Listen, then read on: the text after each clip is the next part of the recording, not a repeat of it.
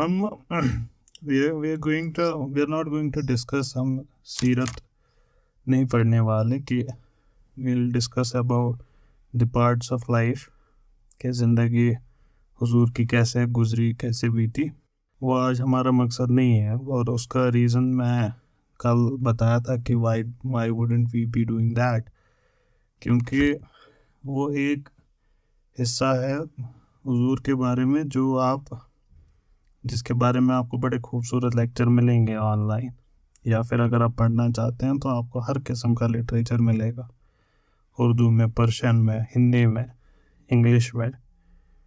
तो सीरत पे काफ़ी वर्क हुआ है, बहुत सारे सीरत निगारों ने सीरत लिखी है, और उसमें भी अगर आप चाहते हैं कोई पर्टिकुलर टेस्ट है आपका, तो I was saying we are not going to discuss सीरत एज इन कि उनकी ज़िंदगी पे हम वैसे रोशनी डालें कि I want to do something else. उसके लिए आपके पास बहुत सारी सीरतें हैं जो आप पढ़ सकते हैं, फिर लेक्चर्स भी हैं online.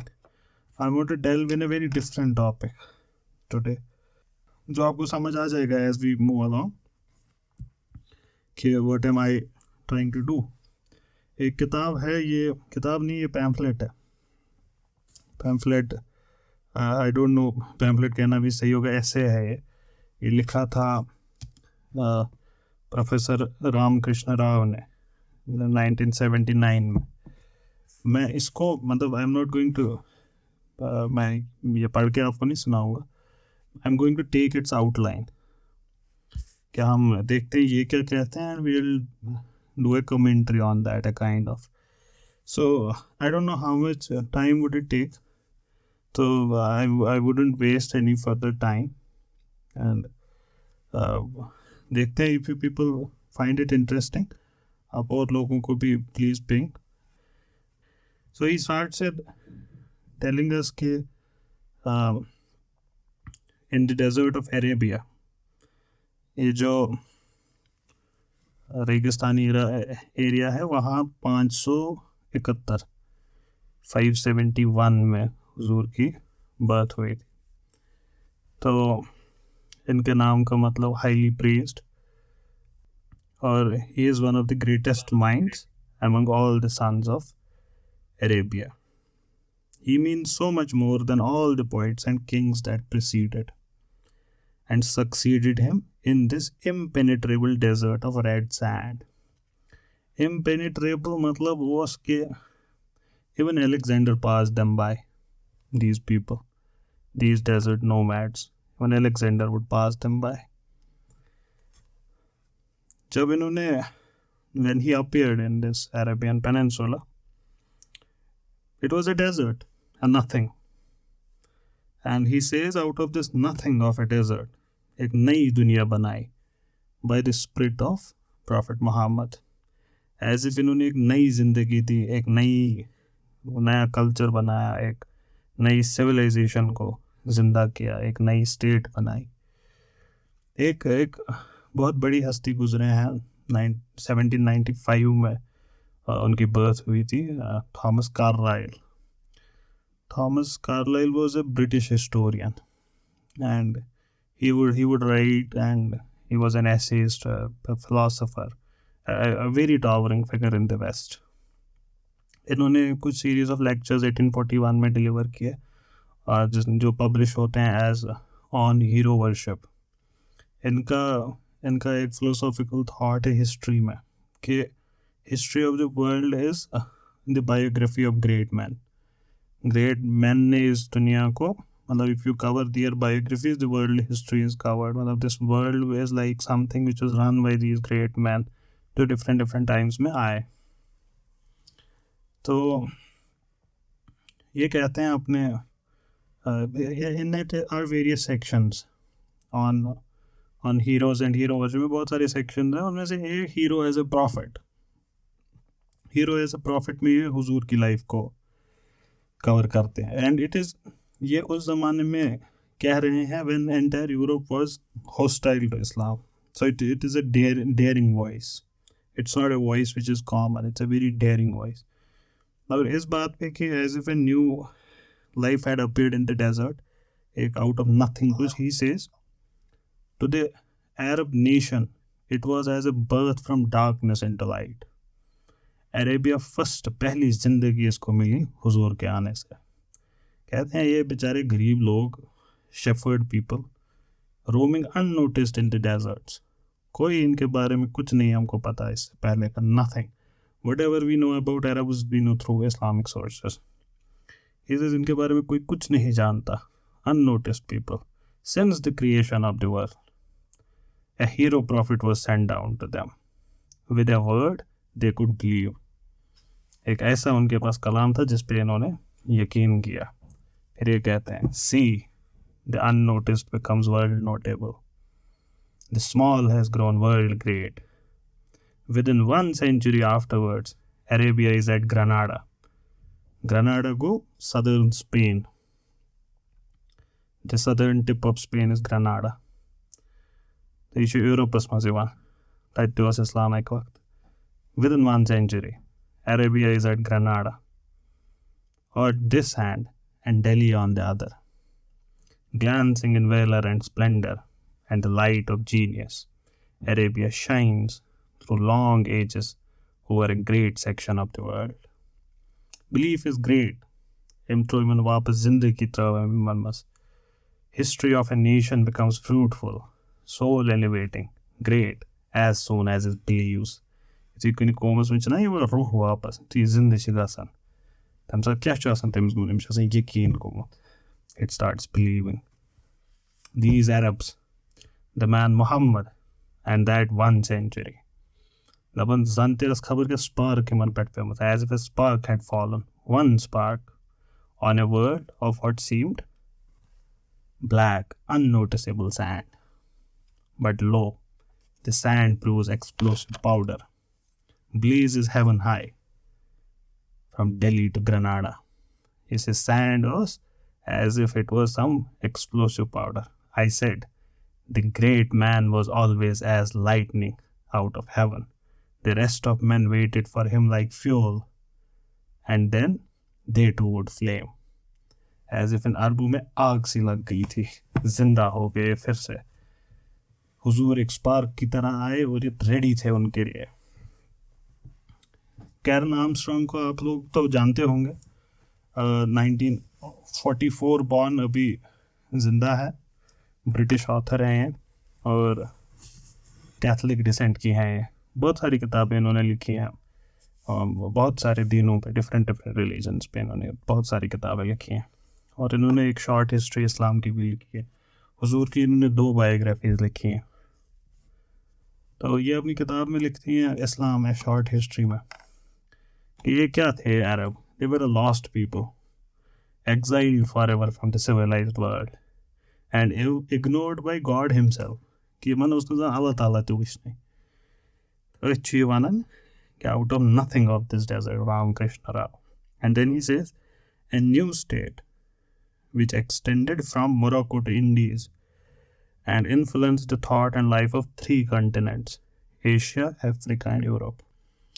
There's another historian, a French historian, 1790 में इनकी बर्थ हुई थी, अल्फोंस लामार्टीन। इनकी एक किताब है history of Turks, it's considered a magnum opus on the history of Turks. History of Turk की नाम से पब्लिश होती है आज भी। ये आज भी गो टू बुक है टर्क्स की हिस्ट्री पे। ये उसमें लिखते हैं इसी बात पे जो कह रहे हैं ना कि 3 कंटिनेंट वेव का कब्जा आता है, ये लिखते हैं उसमें, this man prophet Muhammad moved not only armies, legislations, empires, peoples, dynasties, but millions of men in 1/3 of the then inhabited world. 1/3 of the then inhabited world. And more than that, he moved altars, gods, the religions, the ideas, the beliefs, and the souls. The conquest of 1/3 of the earth to his dogma was a miracle. Rather, it was not the miracle of a man, but that of the reason. ये कहते हैं रामकृष्ण राव के जब मैंने लिखने के बारे में सोचा है छोटा सा ऐसे, मैं हेजिटेंट था क्योंकि मुझे एक ऐसे दीन के बारे में बात करनी थी जो मैं खुद फॉलो नहीं करता, और ये मैटर भी डेलिकेट है क्योंकि जब आप दूसरे दीन के बारे में बात करते हैं तो अपने कुछ प्रेजुडिसेस आते हैं, और विद इन उस दीन में भी डिफरेंट लोगों के डिफरेंट तरीके होते हैं समझने के। अपनी हस्तियों को, या ठीक कहते कि इट इज़ समटाइम्स क्लेम्ड कि रिलीजन पर्सनल है, लेकिन जब ध्यान दे it has a tendency to envelop the whole universe. It somehow permeates some time और द अदर. हमारे दिलों में, हमारे रूह में, हमारे दिमाग में ये कुछ ना कुछ एक अपनी छाप छोड़ता है, कहीं ना कहीं इंटरफेयर करता है. और कहते हैं कि फिर मेरी जो ये प्रॉब्लम थी, इट एज्यूम्स ओवरवेलमिंग इम्पोर्टेंस. जब अंदर एक कन्विक्शन हो कि हमारा पास्ट, हमारा प्रेजेंट और हमारा future, it it is hanging on a cord, जो बहुत डेलिकेट है. मतलब हिंदुस्तान का जो आपस का ये टेंशन है. कहते कि if we further happen to be highly sensitive, the center of gravity is very likely to be always in the state of tension. कहते लेकिन मेरी एक और एस्पेक्ट है मेरी प्रॉब्लम की. हम एक सोसाइटी में रहते हैं, विलिंगली अनविलिंगली, डायरेक्टली इनडायरेक्टली हमारी ज़िंदगियाँ एक दूसरे से जुड़ी हैं. मुसलमानों की, हिंदुओं की, क्रिश्चियन की, एक दूसरे के साथ ज़िंदगियाँ जुड़ी हुई है. हम खाना खाते हैं जो किसी और कंट्री में बना होगा, कहीं भी कपड़े पहनते हैं, पलो पोशाक कहीं से भी आया होगा वो. Even while staunchly holding our own views, it would be helpful at least to promote proper adjustment to our surroundings. If we also know to some extent how the mind of our neighbor moves, क्या हम हिंदुओं के लिए ज़रूरी हो जाता है कि हम मुसलमानों को समझें कि कैसे करते हैं, what do they believe in. कहते from this angle of vision, it is highly desirable कि हमको सब दीन के बारे में पता हो जो हमारे आसपास पल रहे हैं. And note again, he is a Hindu author writing, so he would obviously say all these things. क्यों? ताकि हम एक प्रॉपर म्यूचुअल अंडरस्टैंडिंग डेवलप करें, अपने नेबरहुड को अप्रिशिएट कर पाएँ. Further, our thoughts are not scattered as they appear on the surface. इतना भी हमारे बीच में गैप्स नहीं हैं जितना सरफेस पे दिखती हैं. They have got themselves crystallized around a few nuclei in the form of great world religions and living faiths, जो गाइड करते हैं, मोटिवेट करते हैं हज़ारों करोड़ों जिंदगियों को. हमारी ड्यूटी बनती है, अगर हमको हमारे दिल में ये चाहत है कि हम वर्ल्ड सिटीज़न बने, कि हम एक दूसरे के धर्म और दीन को समझे तब. In spite of these preliminary remarks, ये जो ये फील्ड ऑफ रिलीजन है, वहाँ इंटेलेक्ट और इमोशन के बीच एक कॉन्फ्लिक्ट रहता ही रहता है. और ये जो इमोशन और इंटेलेक्ट के बीच का कॉन्फ्लिक्ट है, इस रास्ते पे जब आप चलेंगे, it's a very slippery slope. आप पता नहीं क्या क्या बोल देंगे, और ये बहुत खतरे वाली लाइन है. It is also so complex from another point of view. ये हुजूर की लाइफ को स्टडी करना. The subject of my writing is about the tenets of a religion, दीन के मुसलमान खतर, which is historic, and its prophet, who is also a historic personality.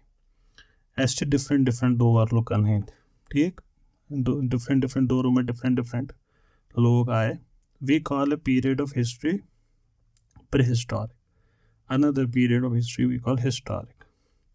When humans started settled life and they started writing, जिस वक्त के बाद हमारे पास writing written records, उसको हम हिस्टोरिक पीरियड बोलते हैं. उससे पहले प्रीहिस्टोरिक. ठीक, प्रीहिस्टोरिक फिगर्स के बारे में जानना बहुत मुश्किल होता है. जैसे हमारे पास कश्मीर में बुरज़होम सेटलमेंट आपको पता होगी, बुपक्राल सेटलमेंट आपको पता होगी. We don't know any people who lived there, we just know people lived there, we don't know any one of them. एक वैसे Harappan civilization, we know Kalibangan, Ropar, Lothal, Dholavira, Harappa, Mohenjodaro. We know all these places, and we know a lot of things about them. We know that dancing girl, we know that Great Bath. Similarly, Mesopotamia में civilization, we know the Incas, we know these Egyptians, everything. We know a lot of things in the prehistoric period. But we don't know any person from these periods. ठीक, तो मुश्किल हो जाता है ये जिंदगियों को समझना उस वक़्त के. तो हिस्टोरिक पीरियड में जो हस्ती होती है, तो वो it's like we know the person existed historically. जैसे फॉर एग्जांपल हज़रत ईसा है। हज़रत ईसा की ज़िंदगी श्राउडेड इन मिस्ट्री एंड उनकी हिस्टोरिसिटी पे इसीलिए बहस उठती है। दो के हिस्टोरियंस कंक्लूड ही एग्जिस्टेड, पर बहस उठती है। हुजूर के आधे time the world was already ऐसी हो चुकी थी कि एविडेंस होना, जैसे हज़रत ईसा के टाइम एक हिस्टोरियन थे जिविश, जोसेफस नाम था उनका, एक और था जिसका नाम टैसिटस था। उनने अपनी किताबों में जिक्र किया है कि एक बंदा आया है, उसका नाम ईसा है, वो ऐसे ऐसे क्लेम करता है, वो अपनी किताब में लिखते हैं। And about our prophet as well there are written records of that time. Seeing Muhammad as others saw him, एक किताब है जिसमें वो सारी हिस्टोरिक रेफरेंसेस एक्यूमुलेट किए हैं एक प्लेस में। So that is historical period. So prophet is a historic personality. लेकिन उसके बाद कहते हैं ये hostile critique like sir William Moyer. William Moyer ने हुजूर पे एक बायोग्राफी लिखी है, लाइफ ऑफ मोहम्मद। तो कहते हैं ये लेकिन बहुत हॉस्टाइल थे, इस्लाम का बड़ा क्रिटिसिज्म करते थे, हिंदुज़म का भी करते थे, इस्लाम का भी बड़ा क्रिटिसाइज करते थे। He speaks about the Holy Quran says there is probably in the world no other book which has remained 12 centuries so pure a text. अब तो 14 सदियाँ हो गई। तो ये कहते हैं कुरान का टेक्स्ट ऐसा है और दुनिया में और हिस्ट्री में कोई ऐसा टेक्स्ट नहीं है लगभग जो इतना प्योर रहा हो। ये विलियम मोयर 1819 में पैदा हुए थे, 1905 में इनकी डेथ हुई, और ये स्कॉटलैंड से थे। इज़ अ ग्रेट स्कॉलर, और वो ये वही वाला जुमरा है स्कॉलर्स का जिनको ओरिएंटलिस्ट कहते हैं। ये यूनिवर्सिटी ऑफ एडिनबर्ग के में प्रिंसिपल थे, और यहाँ हिंदुस्तान में भी है, ब्रिटिश इंडिया जब था लेफ्टिनेंट गवर्नर थे नॉर्थ वेस्ट प्रोविंसेस के। तो ये लिखते हैं अपने उसी किताब में लाइफ ऑफ मोहम्मद में, ये जो ये बात कोट कर रहे हैं, हमको पूरा कोट सुनाता हूँ। ये कुरान के टेक्स्ट का एक ही रहना कि इसमें तारीफ नहीं हुई। ये कहते हैं recension of Usman has been handed down to us unaltered. और ये कौन है? Who is very hostile to Islam. So carefully indeed has it been preserved that there are no variances of importance. कोई इनमें variances नहीं है. We might almost say no variations at all among the innumerable copies of Quran scattered throughout the vast bounds of the empire of Islam, contending and embittered factions. कि हमारे अंदर भी बड़े आपस में लड़ाइयाँ हैं, वो डिफरेंट सेक्ट्स हैं जो आपस में हॉस्टाइल हैं, और फिर कुछ नेशनल लड़ाइयाँ भी है तो डिफरेंट कौमों में, लेकिन कुरान एक है। कहते कि हज़रत उस्मान के दौर में ही ये आपस में इनमें कुछ टकरार हुए थे। Contentions and embittered factions taking their rise in the murder of Usman himself within a quarter of century from the death of Mohammad. ये तो 20-25 साल में ही हुआ था। Have ever since rent the Muslim world yet one Quran has remained between them. तब भी एक ही कुरान है, आपस में लड़े हुए हैं सब कुछ, क्या कुरान एक ही है। ये बहुत बड़ी बात, ये छोटी बात नहीं है। क्यों है ये बड़ी बात? समझिए इसको क्यों। आप अभी क्या करते हैं, अगर आपने कोई डॉक्यूमेंट लिखा है, control A control C, control V बन गई वैसी सेम कॉपी, ठीक, फिर control A control C control V बन गई एक और कॉपी, कंट्रोल P 50 कॉपियाँ सेम होंगी सब, ठीक। यह आज का ज़माना है, प्रिंटिंग प्रेस के बाद का ज़माना है। और आज आप जो भी टाइप करेंगे नीचे MS वर्ड आपको छोटी छोटी लाइन्स डाल देगा उसमें कि इसमें ग्रामेटिकल एरर है, इसमें स्पेलिंग मिस्टेक है, ठीक। ये सब चीज़ें आपके पास, आपको ग्रामरली भी आ गया है तो आप और भी बेहतर कर सकते हैं। लेकिन हम जिस ज़माने की बात कर रहे हैं उस वक्त कागज़ भी नहीं था, बुक्स वेर लक्जरी। तो अगर कोई किताब लिखता ना, और यूजुअली लिखने का तरीका क्या होता था पुराने ज़माने में, it's very interesting. The author used to dictate. मान लीजिए मैं किताब लिख रहा हूँ, आरिफ साहब को मैं डिक्टेट करता, आरिफ साहब को मैं बोलता पूरा डिक्टेशन, और आरिफ साहब लिखते रहते। अब आप समझिए डिक्टेशन जब करते हैं उसमें कितनी मिस्टेक्स होती हैं। ये आज है, आज अब बहुत लिटरेट है, उस ज़माने में कोई होता था। It wasn't a very educated society. कैसे आपको ये पता चलेगा? फॉर एग्जांपल शेक्सपियर, अब इतनी बड़ी हस्ती है, अब गूगल करिएगा शेक्सपियर सिग्नेचर्स, शेक्सपियर के सिग्नेचर्स, वो अलग अलग जगहों पे अलग अलग स्पेलिंग लिखते हैं अपने नाम के, इतने केयरलेस होते थे उस ज़माने में लोग। और भी कोई एविडेंस है? हाँ है। अगर बाइबल के मैनस्क्रिप्ट्स पढ़ोगे, फॉर एग्जांपल अगर सेम वर्ड एक पेज पे 4 बार आया है, 4 बार डिफरेंट स्पेलिंग है, ठीक। कभी किसी जो स्क्राइब होता था उसको स्पेलिंग्स नहीं पता होती थी, 2-3 स्पेलिंग्स में कंफ्यूज होता था, तो वो एक जगह एक स्पेलिंग यूज़ करता था, दूसरी जगह दूसरी, तीसरी जगह तीसरी, सो दैट एटलीस्ट एक वर्ड से ही हो। तो ये मिस्टेक्स हो जाती थी। अब ये तो हो गया पहला राइट अप, पहली बार जो किताब है। अब अगर जावी को ये किताब चाहिए, क्या करेगा? जावी वुड प्लेस एन ऑर्डर, जैसे आज आप अमेजोन पे ऑर्डर करते हैं ऐसे, and the book would have to be hand written for him.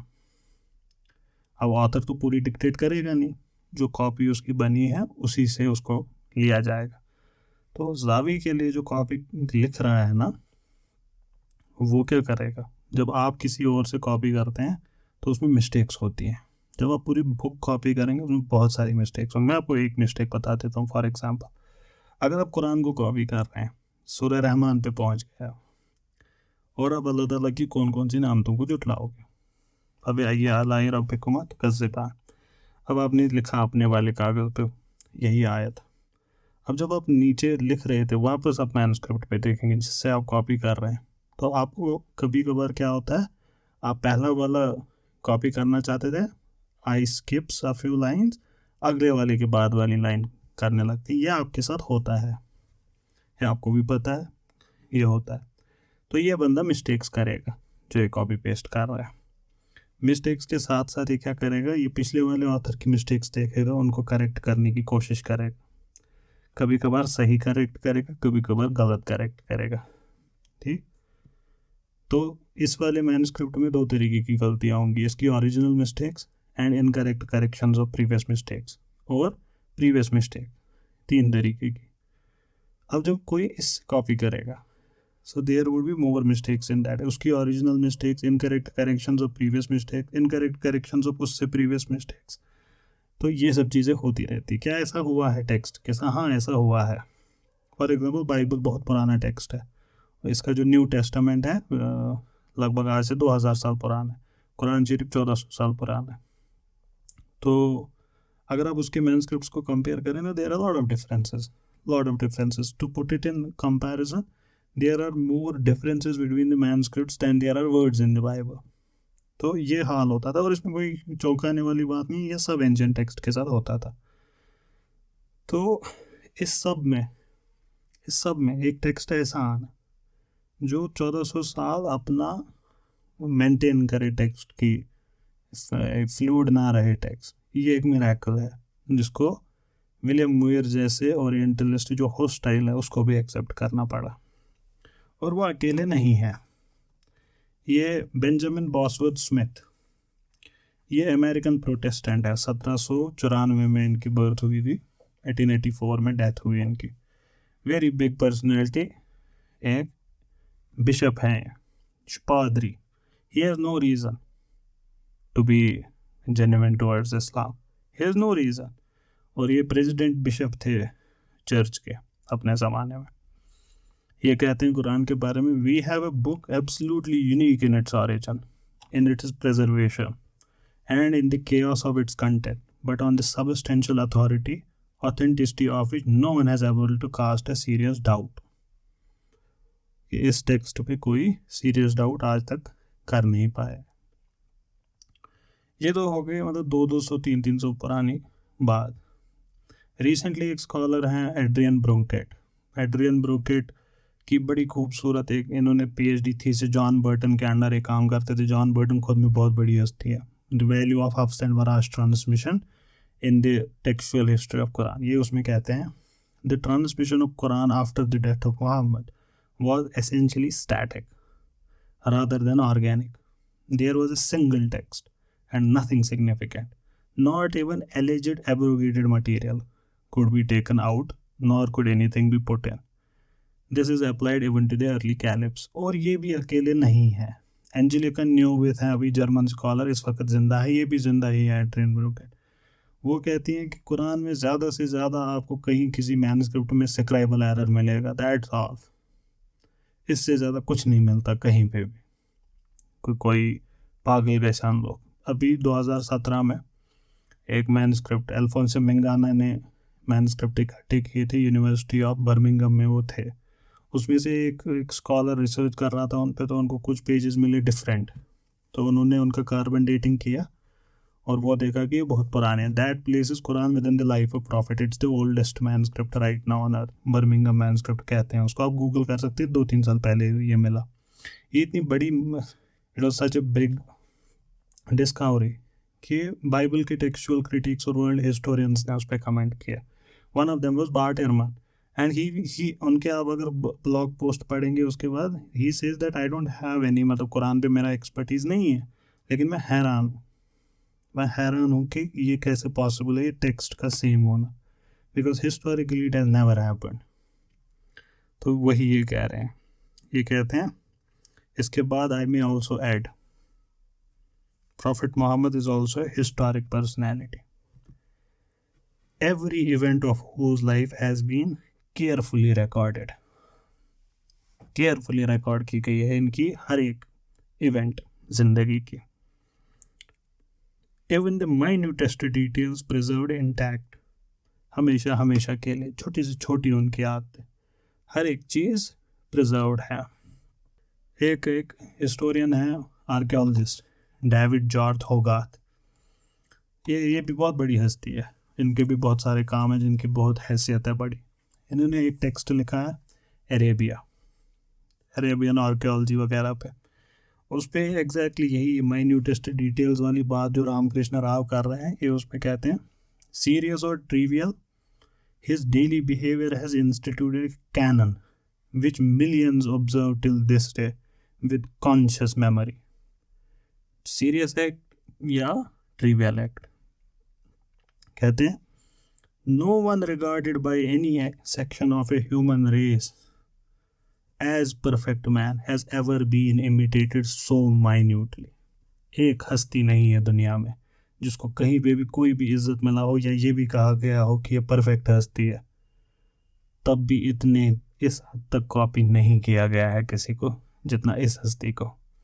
कहते हैं the conduct of the founder of Christianity has not govern the ordinary life of his followers.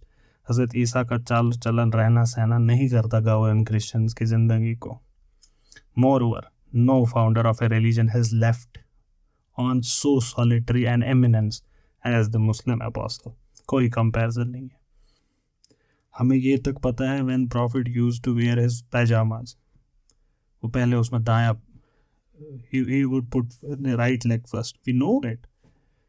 ठीक, हमें ये तक तरीके पता हैं कि वो कुल्ली कैसे करते थे, हाथ कैसे साफ करते थे, मसा करने का तरीका क्या था, हमें ये सब चीज़ें पता है. घर से निकलते थे तो पहले राइट पैर निकालते थे. हमें उनके कॉल जो बोलते थे वो सब हमारे पास प्रिजर्व्ड है. और प्रिजर्वेशन किस टाइप का है? There are 2 ways in which you preserve. एक होता है आप बोलें अभी फॉर एग्जाम्पल सोल्काकड़ी ये कहा था. एक होता है डायरेक्ट स्पीच, दूसरा होता है इनडायरेक्ट स्पीच. डायरेक्ट स्पीच में you quote verbatim the words which are used by सोल्का, you use those. Indirect speech में यू डोंट डू दैट, आप मफहूम पास करते हैं. जीसस के बारे में अनफॉर्चुनेटली उनको तो वर्बेटिम कोट करते हैं, लेकिन वहाँ वो अरमेक बोलते थे, हमारे पास ग्रीक में है ओरिजिनल वर्क्स, तो ग्रीक ऑथर्स ने लिखे.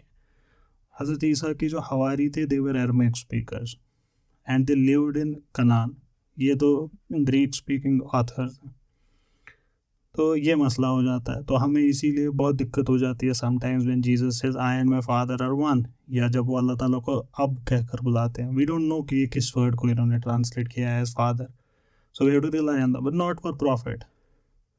हमें उनकी दुआएं, मुनाजा, उनकी सब चीज़ें वर्बेटिम उसी लैंग्वेज में जो वो खुद बोलते थे और उन्हीं के वर्ड्स में. इनफैक्ट हमारे हदीस में क्राइटेरिया होता था कि मुहद्दिसून पूछते थे रावी से, मफहूम कोड कर रहे हो या वर्ड्स बता रहे हो. तो ये चीज़ है. सो माइन्यूटेस्ट डिटेल्स आर प्रिजर्व्ड.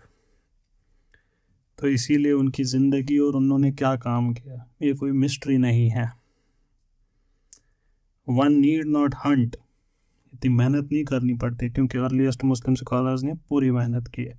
आप एक बार पढ़ लीजिए हदीस के ज़ख़ीरे को या हमारे सीरत के ज़ख़ीरे को, आपको पता चल जाएगा आज भी पॉसिबल है कि आप इस पूरे पे नज़र डालें और इस काम को फिर से नए से करें.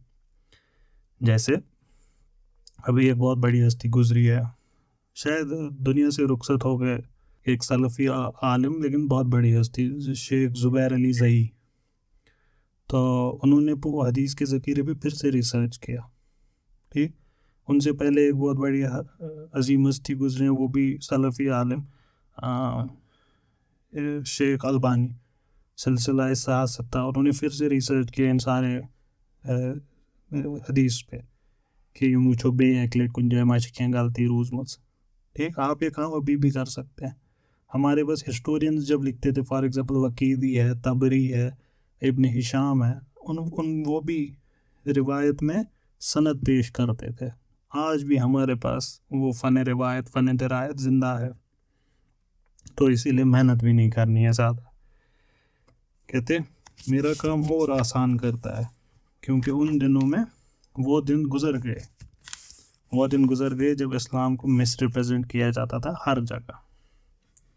Professor Bevan writes in Cambridge medieval history, ये कोट करते हैं कि हुजूर के बारे में जो अकाउंट्स हैं एंड इस्लाम के बारे में जो अकाउंट्स है, जो 19वीं सदी से पहले पैदा हुए थे, उनको अब कंसिडर किया जाता है सिर्फ लिटरेरी क्यूरियोसिटी, उससे ज़्यादा उनकी हैसियत अब नहीं रह गई है।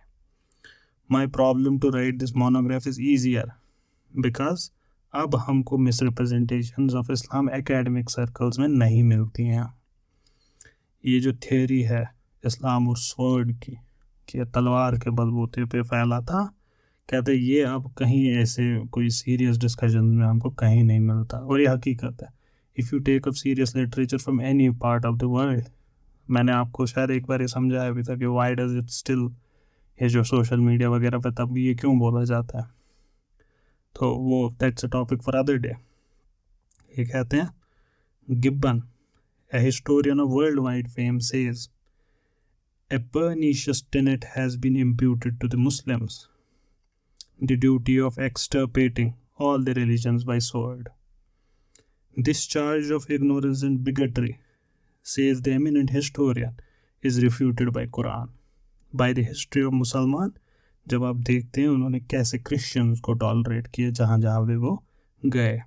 The greatest success of Prophet Muhammad was the use of moral force without the stroke of sword।